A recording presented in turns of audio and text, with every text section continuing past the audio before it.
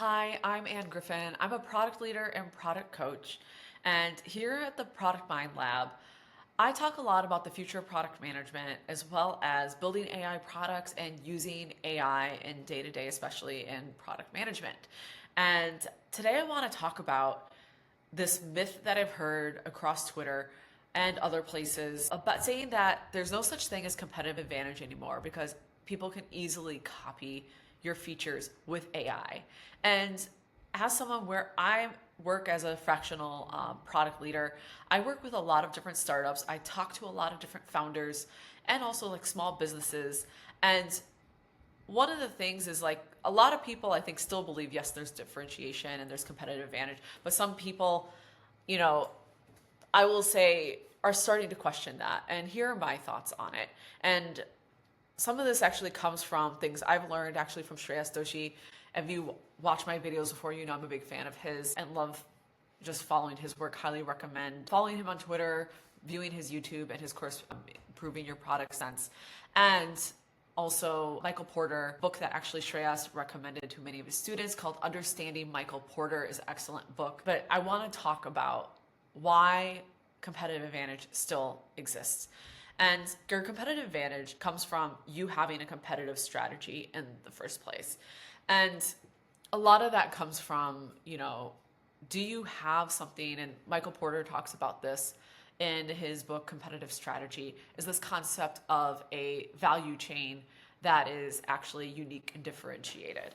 So yes, you want to have positioning in the market that doesn't have you in the most crowded piece of the market. Yes, you want to segment for people who are maybe underserved but high value. And then also, yes, differentiate your product. But if all of that is being done in a way where it's really easy for someone to just come in and compete with you to be the best, are you really truly differentiated? And especially in the realm of AI, it's probably not a great idea to go into a market that's going to be really easy for everyone to just copy your features and follow, right? And earlier I said value chain, and some of you might be wondering like, well, what are we talking about when we say value chain? And that is really what is the unique way that your company delivers value. And so, one of the things that people talk about a lot is Costco. And this is an example. Shreyas talks about it, but also this is actually in Michael Porter's books, is an example of Costco is the reason why it's really hard for anyone to compete with Costco is if tomorrow Target wants to compete with Costco, they really can't, because if they try to lower their prices, if Target tries to lower their prices to compete with Costco, Costco's going to be able to hold out for a very long time. Why? Because Costco already has money from people paying for a membership up front. People don't pay a membership to walk into Target stores. So Costco is able to actually keep their prices super low because they have a unique value chain. And other things about, hey, they don't have a separate warehouse. Their warehouse is the store itself. So there's a lot of things in how they are delivering the value to you, the consumer, that they are doing. And so that's one of my favorite examples, but like let's use a more recent example.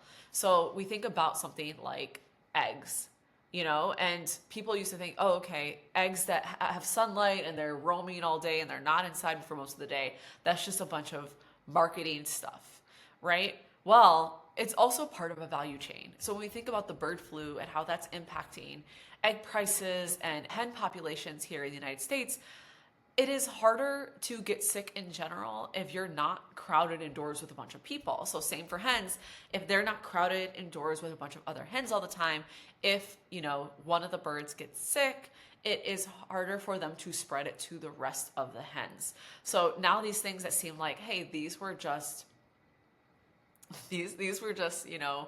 very bougie, high scale eggs where they're like, oh, the chicken is treated really well and all this other stuff.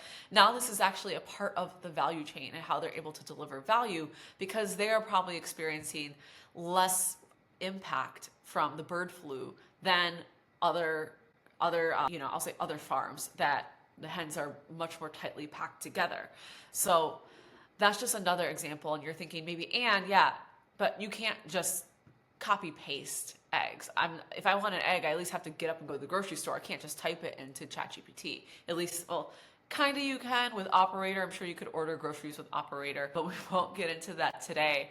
But in terms of your own value chain, if you're going to be building a new business, you definitely want to pick something where it is going to be hard for other people, especially new entrants, to come in and just copy everything that you're doing, since you don't have any kind of moat around existing customers, those sort of things.